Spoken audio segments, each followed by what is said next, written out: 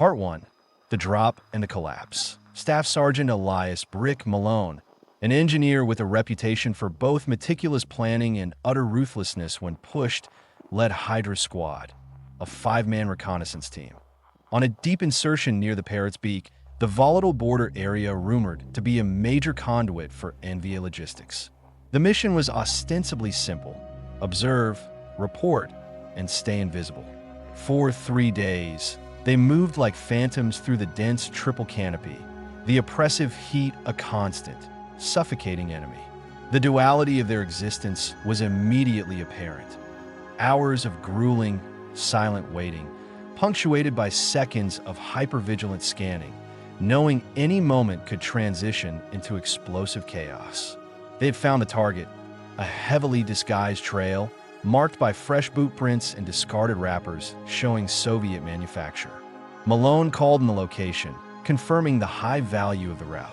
The ambush came not from the flanks, but from below, a classic sapper attack, coordinated with pre-sighted mortar fire. The jungle erupted in sound and fury. 2 men went down instantly.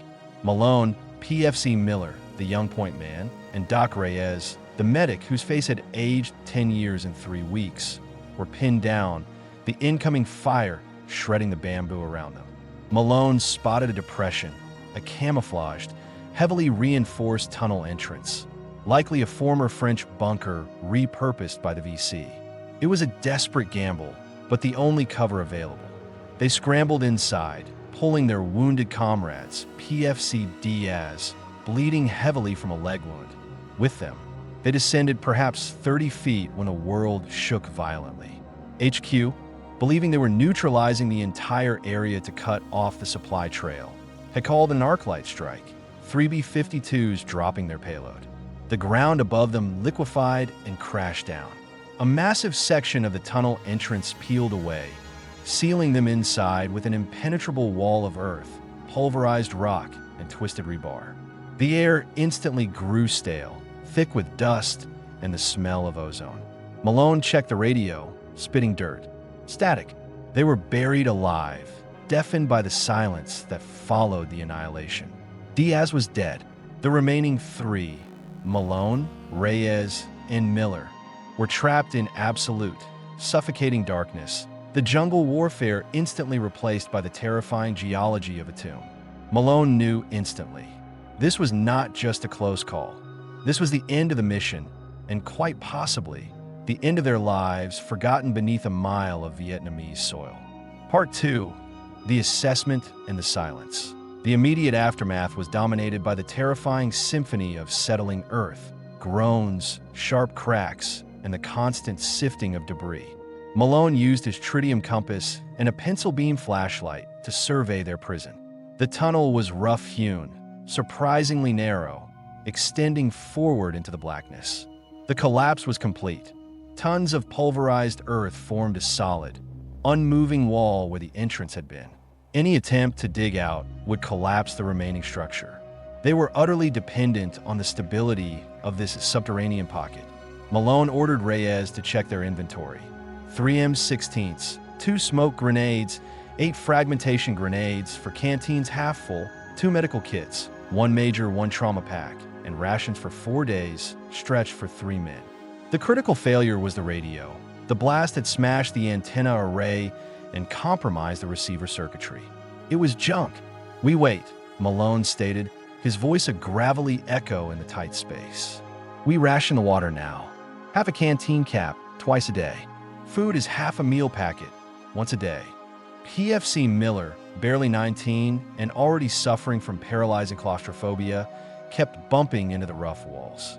"Sarge, how long till they dig us out? They know we came in here." Malone didn't bother with false hope. "They know the collapse happened. They'll assume the blast got us. They won't risk a recovery operation this deep. Not with that ordnance they dropped." The air, initially filled with explosive residue, slowly changed. It became heavy, damp, and humid, carrying the distinct scent of decaying vegetation and something else: human waste and antiseptic. This realization hit them like a physical blow. They were not in an abandoned bunker. They were breathing VC air. Malone swept the light forward, finding a pile of discarded gauze soaked in reddish-brown fluid, next to an empty crate marked with faded Chinese characters. They had fallen directly into an operational section of the tunnel complex, a supply or medical staging area.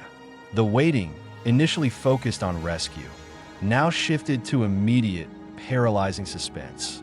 How long until the actual inhabitants discovered the American ghosts who had just fallen from the sky? Part 3. Listening to ghosts. 3 days bled into 4 within the earth. The rhythm of their survival settled into a torturous cycle. Waking in absolute darkness, the metallic taste of fear never leaving their mouths, consuming the meager rations and listening. They had managed to find a shallow sump of condensation that replenished their water slightly, a small miracle that barely kept dehydration at bay. But the listening was the hardest part. The silence was often broken by muffled sounds filtering through the ceiling and walls. Sometimes it was the rhythmic thump-thump of heavy machinery far away. Other times, the unmistakable, suppressed voices speaking Vietnamese. They realized the collapse had sealed them into a forgotten bypass tunnel that intersected a main, operational artery of the complex. They were beneath a genuine, active enemy base. The psychological pressure mounted exponentially. Doc Reyes, the usually stoic medic, began praying incessantly, murmuring Latin under his breath. He obsessed over the state of their remaining ammunition, polishing the spent casings of Diaz's last magazines, a ritualistic denial of their dwindling resources. Miller was deteriorating rapidly, his movements jerky, constantly rubbing the walls to confirm they were still solid. Malone enforced an iron discipline of stillness and silence. They communicated only in whispers or hand signals, fearing the slightest scrape or cough would alert their landlords. The paranoia became a tangible, living thing. One night, a steady trickle of fine dirt dusted down from a crack in the ceiling, followed by a faint, metallic scraping sound, like a shovel or a pickaxe being dragged. They froze, believing the VC were digging them out. The sound continued for hours, rhythmic and methodical, confirming their worst fear. The enemy was repairing the damage caused by the arc-light strike, possibly right above where Hydra Squad was entombed. Malone realized that if the repair crew penetrated the ceiling, they wouldn't see desperate, trapped American soldiers. They would see evidence of an enemy infiltration deep within their most secure logistics hub. The discovery would result in a brutal, zero-tolerance confrontation, far worse than surface combat. They were trapped between a layer of impenetrable earth and an active enemy network, forced into a state of perpetual, agonizing suspense. The combat duality distilled into a knife's edge. Wait silently and die of starvation, or make a sound and die of bullets. Part 4. The reconnaissance crawl. On the 6th day, the waiting became unbearable. The rations were gone, and the stagnant air was beginning to make them lethargic. Malone knew they had to find a new source of water and, more critically, an alternative exit where they would fade away. He decided on a forward reconnaissance run, taking only Miller, whose small frame was better suited for the claustrophobic side tunnels. Leaving Reyes guarding the collapse site, they moved deeper into the absolute darkness, using only their hands to navigate the treacherous, slippery floor. The air improved slightly as they crawled, indicating better ventilation ahead. After nearly an hour of agonizing progress, their probing hands touched something different, a smooth, wooden door frame, poorly secured. Malone eased it open, revealing a large cavern, dimly lit by a single, oil-burning lamp in the center. It was a makeshift infirmary. Lying on bamboo cots were perhaps 5 Viet Cong soldiers, bandaged and moaning, guarded by one older, unarmed nurse, tending to a severe leg wound. The sight was surreal, a pocket of relative peace and suffering beneath the world. Entirely unaware of the 3 American ghosts lurking outside, Malone and Miller froze. The sight of wounded, non-combatant enemy personnel presented a horrifying moral crossroads. Standard rules of engagement, ROE, were explicit: minimize non-combatant casualties and never harm the wounded or medical staff. but they were not operating under standard rules. They were declared dead, deep behind the lines, starving and cut off. Discovery meant not just death, but potentially the compromise of the entire complex, leading to massive enemy retaliation and the loss of any chance of escape. Malone signaled Miller to secure their rear. Then, with the practiced, chilling efficiency of a man making a survival calculation, he chambered around. He crept into the infirmary.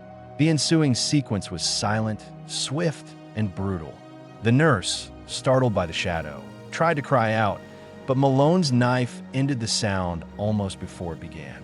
He moved systematically, swiftly eliminating the 5 incapacitated soldiers with precision shots from his suppressed M16, a sound Reyes, waiting back at the collapse, would never hear. It was an act of pure, unauthorized preservation, ensuring their secrecy at the cost of every ethical standard he held. They quickly scavenged the area, finding 2 full canteens, several packets of dried rice, and critically, 2 captured AK-47s with 3 loaded magazines. The weight of the kill was immediate, suffocating. Malone ignored the tremor in his hands. He looked at Miller, whose face was bleached white in the dim light. "You saw nothing, Miller. We found supplies. That's all." The darkness had now corrupted them, turning them from trapped soldiers into desperate, immoral predators. Part 5. The Radio Lie. Returning to Reyes, Malone simply presented the spoils, water and food. Reyes, suspicious of the sudden bounty, but too relieved to question it deeply, accepted the reprieve.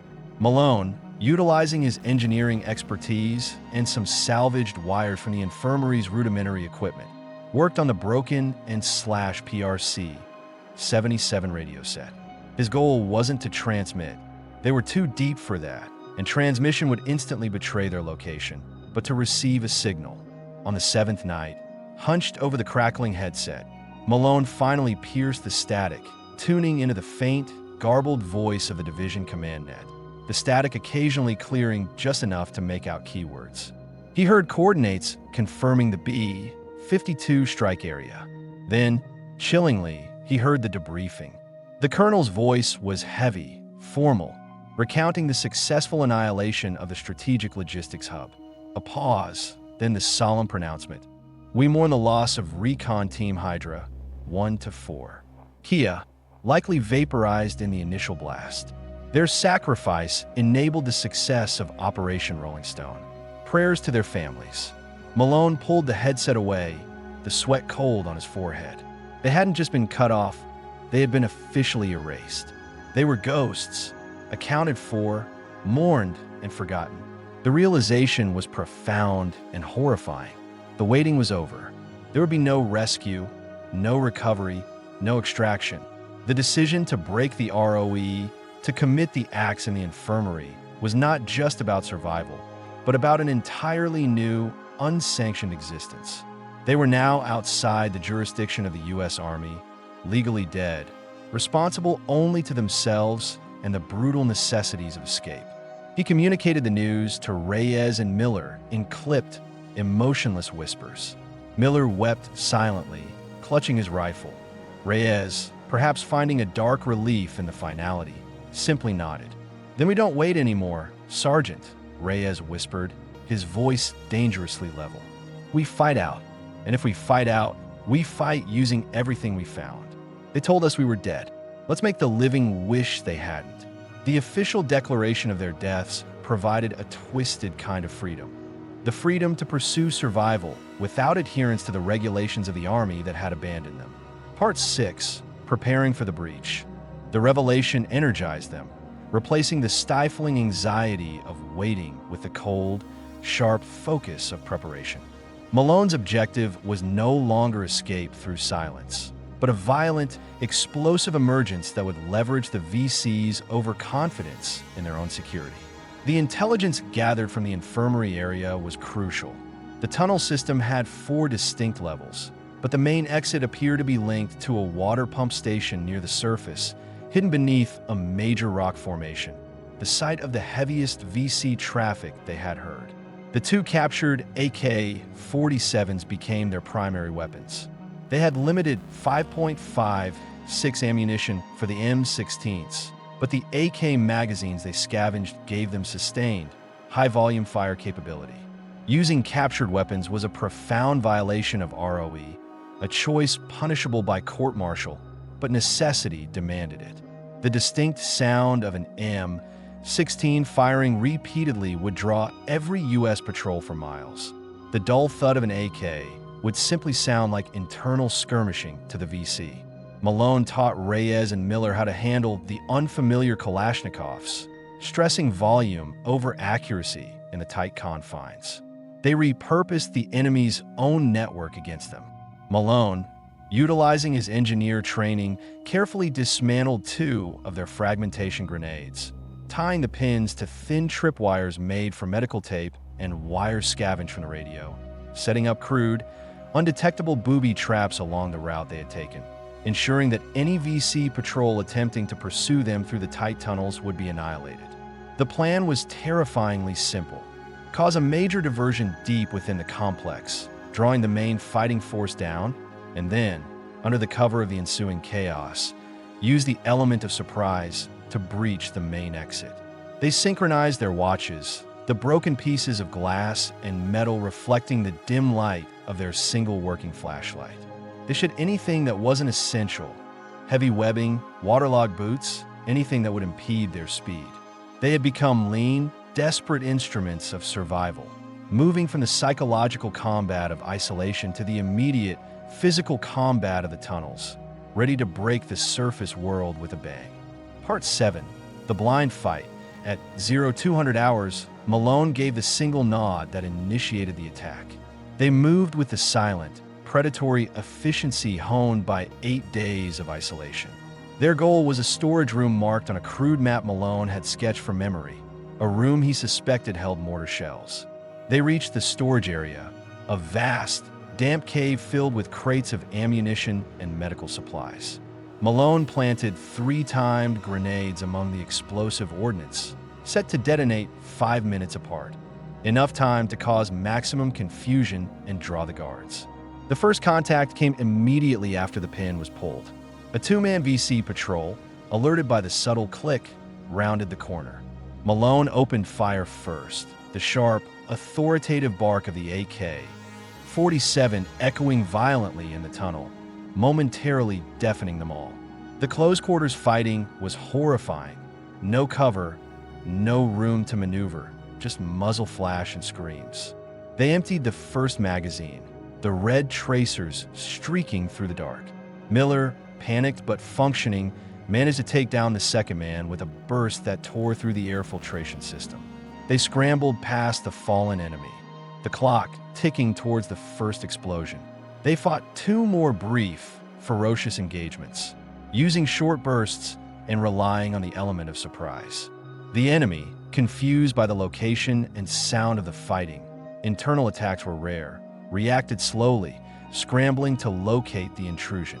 Miller caught a ricochet graze to the shoulder, not debilitating, but enough to slow him. Doc Reyes, dropping his medical role entirely, moved with a controlled fury, laying down suppressing fire that cleared their path. Then, the first grenade detonated in the storage cave, a muffled but colossal boom that reverberated through the very bedrock. Dust, rocks, and the sound of falling structural supports followed. The second detonation, minutes later, was even louder, suggesting a secondary explosion of the stored ordnance.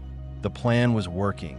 The entire complex was convulsing, focusing its defensive attention downward, towards the sound of the internal collapse. They had secured the main intersection leading toward the surface exit, fighting like cornered animals, using every dark corner and every piece of structural debris as temporary cover. They were moving from a controlled escape to an uncontrollable, chaotic firefight, leveraging the chaos they had manufactured. Part 8, Surface Scramble.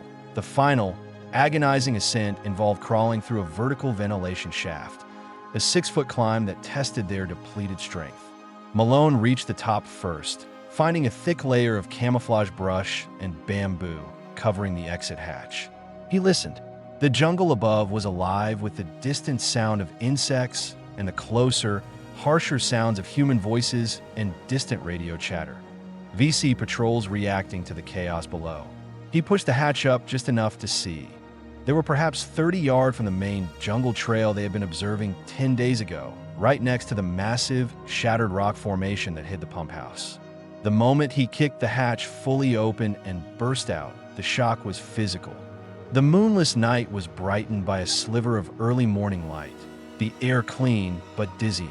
They were dirty, bruised, covered in tunnel mud, looking more like walking corpses than American soldiers. Before they could register the open space, a two-man VC patrol, carrying shoulder-slung weapons and running a perimeter check, stumbled upon them.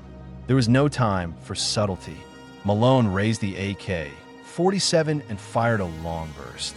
The sound of the Soviet weapon crackling in the humid air was brutally incongruous. The patrol dropped, and the immediate proximity instantly alerted everyone else nearby. Sirens, and used in surface fighting but critical for internal security, began to wail from the tunnel complex, a sound meant to signal the gravest threat. They were exposed. Doc Reyes dragged Miller, whose breathing was ragged, away from the exit. Malone grabbed a dropped VC rifle, realizing they had to abandon any pretense of maintaining a surface fiction. They looked like desperate foreign attackers. They sprinted blindly into the tree line, the adrenaline overpowering the fatigue. The transition from the crushing weight of the earth to the open expanse of the jungle was a sudden, violent sensory overload, confirming that the combat had only just begun. They were hunted deep in enemy territory, and now they had given up their only cover, the fiction of their death. Part 9. The long run and the moral cost. They ran until the sounds of the collapsing tunnel complex and the responding VC patrols faded to a persistent hum behind them. Several hours later, they moved westward towards the rough direction of known American lines, knowing they were traversing heavily mined and patrolled ground. Miller's shoulder wound was bad. The ricochet had chipped bone and the bleeding was constant. Reyes was forced to halt beneath a thick banyan tree to operate, sterilizing the wound with cheap Vietnamese liquor found in one of the scavenged packs. The pain-wrenching screams from Miller's tightly clenched jaw. It was in that moment of forced stillness that the true cost of their survival settled over Malone. He sat on the damp earth, clutching the captured AK, its smooth wooden stock still warm from the firefight. He had killed the wounded, violated every written and unwritten rule of warfare, and used the tools of the enemy to slaughter them in their own home. He was a survivor, yes, but he was also a walking war crime, bound to the two men beside him by the knowledge of what lay buried beneath the earth. Reyes finished the rough surgery, securing a tight bandage. "We can't tell anyone, Sarge," Reyes whispered, his eyes hollow. "The infirmary, the AKs, everything. They'll treat us worse than the NVA would." Malone looked at the medic. "We are dead men, document. We're ghosts who decided to stay alive. We stick to the story we create now. We were ambushed, scattered, and we survived in the jungle until we found our way back. No tunnels, no boosts, no captured weapons. The weight of the deception was as heavy as the earth that had trapped them. They had crossed a line in the sand, one that separated desperate survival from official crime, and there was no going back. Their survival depended not just on dodging bullets, but on weaving a perfect, impenetrable lie, ensuring that the rules of engagement remained broken only in the darkness, where they were already dead. Part 10. The unofficial debrief. 3 days after the breach, starving and nearly delirious, they stumbled into a forward observation post manned by a company from the 101st Airborne, nearly 50 miles north of where they were supposed to be. The reaction of the paratroopers was a mixture of shock and sheer terror. These 3 men, caked in mud, bearing strange wounds, and carrying a mixture of U.S. and enemy ordnance, looked like specters. They were immediately detained and brought before Captain Hayes, who was stunned to realize these weren't local militia, but the missing Hydra Squad, officially Kia 10 days prior. Malone, exhausted but focused, gave the performance of his life. His official debriefing was short, carefully structured, and absolutely devoid of the truth. He spoke of surface fighting being scattered by the initial blast, evading large VC patrols for days, and relying on captured supplies and rudimentary field medicine. He omitted the tunnel complex, the deaths of the wounded, and the use of the AK-47s, which they had buried miles back. Captain Hayes listened, his face hardening as he processed the implications. Finding Kia's soldiers alive created massive political and administrative headaches, raising questions about command competence and the accuracy of the Arclight assessment. More critically, Hayes saw the desperation and the wildness in Malone's eyes and implicitly understood that the full truth, a deep tunnel infiltration, unauthorized combat, and possible ethical breaches, would destroy careers, provoke a massive inquiry, and likely court-martial these 3 survivors. Hayes made his decision quickly. He stamped the field report with a finality that brooked no argument. Staff Sergeant Malone, I am revising this report. You were found, not here, but miles away. You were alone, and you are not Hydra. Hydra 1 to 4 remains Kia. You are 3 new replacements assigned to my company. You never saw the tunnel. You never heard the radio traffic. The 3 of you are now bound by official silence. Malone understood the deal instantly. Survival secured at the cost of identity and truth. They were officially dead men walking, their secret buried deeper than the tunnel complex they had escaped. The duality was complete. They had survived the ultimate combat, only to be forced into the eternal, silent waiting of a necessary lie, the echoes of their actions forever trapped beneath the earth, never to see the light of day.